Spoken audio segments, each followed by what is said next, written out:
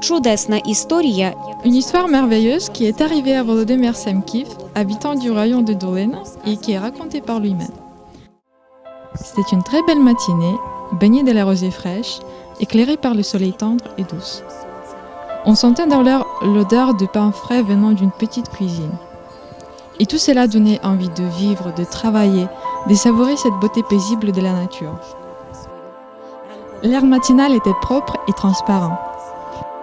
Volodymyr, entouré de ses petites chèvres, s'est précipité de rentrer chez lui, car il avait encore tout un tas de travail à faire.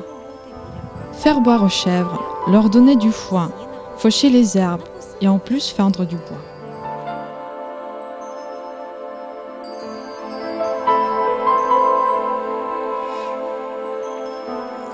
Я Володимир Семків, 1939 року народження. Moi, je suis Volodymyr Semkiv, né en 1939, retraité.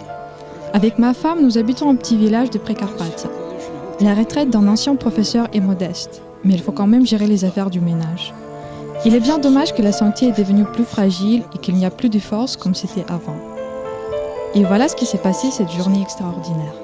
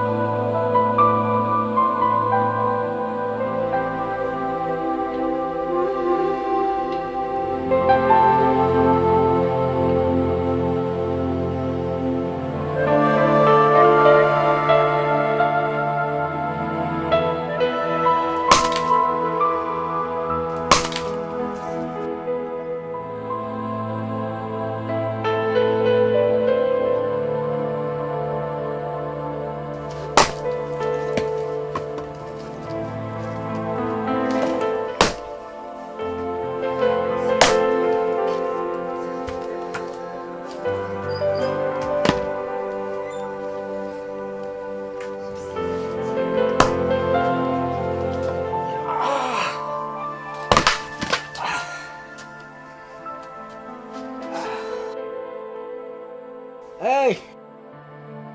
Слава, ну ходи сюди.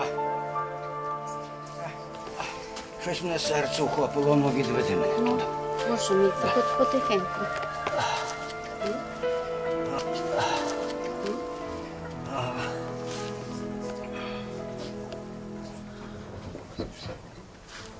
Щось, Може, таблетки? я знаю, може до лікарні ліпше. Так?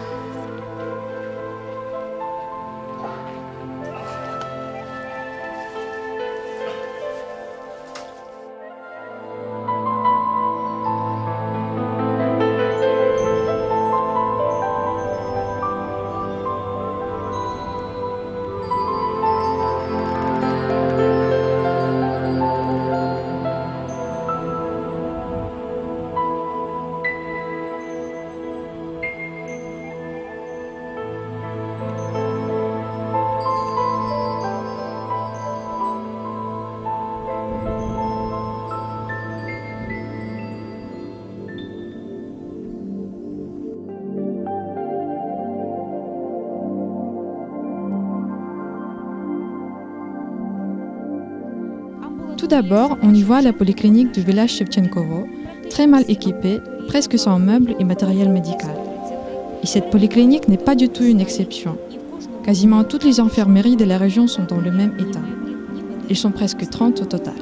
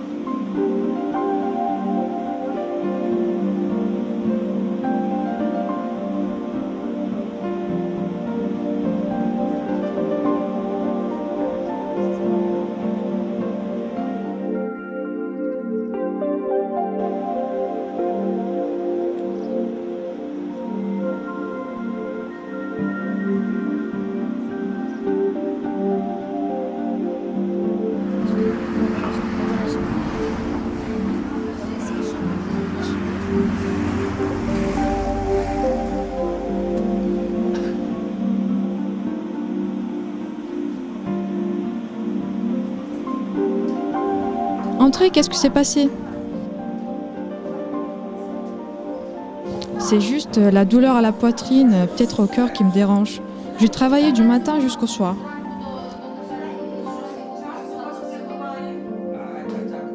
Et cela vous arrive souvent? Oui, ça arrive. Et vous prenez des remèdes? Non. Alors nous allons prendre la pression artérielle. Marie, avons-nous les médicaments qui nous sont nécessaires? Non, nous n'avons rien, pas d'alcool médical, pas d'ouate.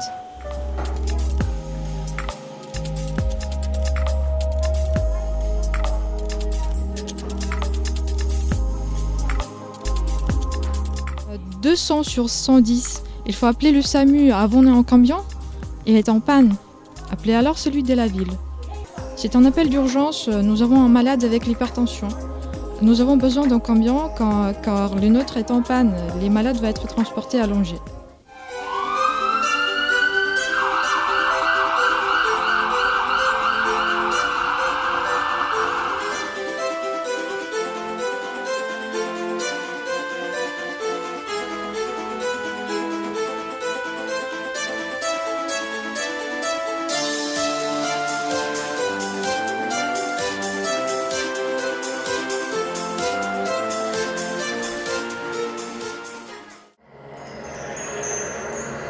Je me suis retrouvée couchée et dans ma tête, j'ai déjà dit adieu à mes proches.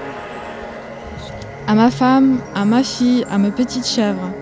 J'ai volé au-dessus de mon village natal. Pour la dernière fois, j'ai regardé ma maison et la tristesse la plus profonde a envahi mon cœur. Et tout à coup, une drôle de force m'a tirée vers la terre. Je me suis réveillée et je me suis retrouvée dans une salle blanche, allongée sur un lit, et j'ai ressenti des rayons extraordinaires traverser mon cœur, ce qui me faisait tellement bien. C'est comme si le 13e œil s'est ouvert en moi et j'ai pu voir ce qui n'était pas visible pour les autres. Des rayons très tendres et clairs. Des tels rayons venaient de mon lit et des lits à côté les produisaient aussi. Ces rayons donnaient à mon cœur de la force et de la santé.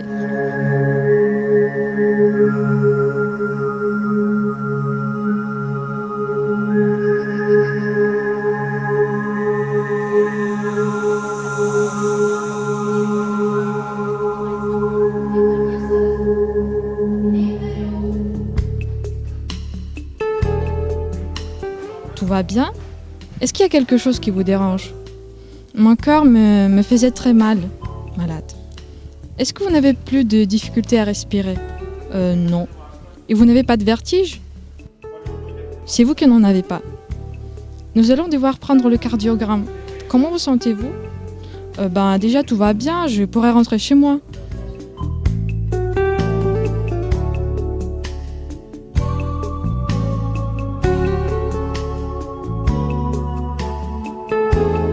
Non, aujourd'hui vous restez ici et demain matin on devra prendre la pression, on fera le cardiogramme et si tout va bien vous pourrez rentrer chez vous.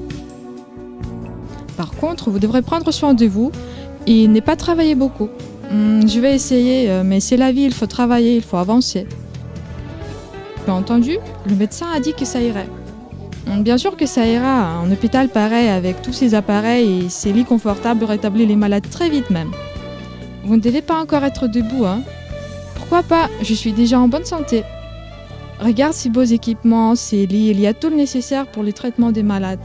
Et en plus, les médecins sont très attentifs et gentils. Allez, repose-toi.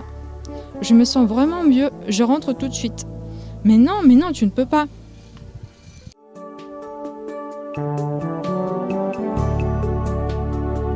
Le docteur m'a autorisé à me lever et tout doucement, je commençais à me promener dans les couloirs de l'hôpital. J'ouvrais toutes les portes, j'observais tout autour de moi et j'ai même parlé aux autres patients. Et ce que j'ai eu à découvrir, c'est que tout cet équipement que le bienfaiteur nous avait transmis et qui était facilement reconnaissable par les étiquettes collées dessus, avait une capacité extraordinaire de produire des rayons de guérison. Tout cela crée à l'hôpital une atmosphère spéciale.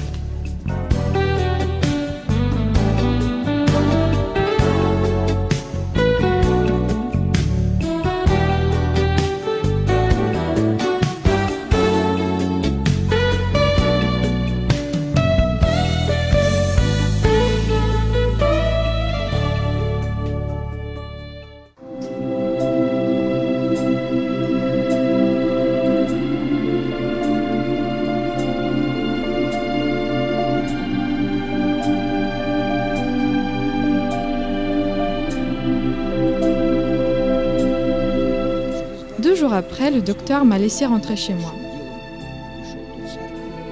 Je suis allée à l'église pour remercier le Dieu pour ma guérison merveilleuse et pour le prier d'offrir à nos bienfaiteurs que de belles choses. Дорогі наші благодійники, пані Діана Дольс, Дмитро Атаманюк та весь колектив Асоціації медичної благодійної допомоги Франція-Україна і колектив госпіталю Каміль Герен Шательро. Moi, pour ma part, je voudrais m'adresser à Madame Dols, à Monsieur Atamanuk, à toute équipe d'aide médicale et caritative France-Ukraine et à l'équipe du centre hospitalier Camille Guérin de Châtellerault. Je voudrais vous remercier pour votre gentillesse. Un grand merci de la part de tous les malades qui se sont rétablis grâce à vos cadeaux. Remplis d'une énergie, de la bonté et de la chaleur humaine, ils sont capables de faire de vrais miracles. Je vous invite à continuer à aider les gens dans le besoin car ils sont vraiment nombreux. Ось така чудесна історія трапилася зі мною. Cette histoire merveilleuse qui m'est arrivée a confirmé encore une fois que la gentillesse est une force puissante et que la charité peut faire des miracles.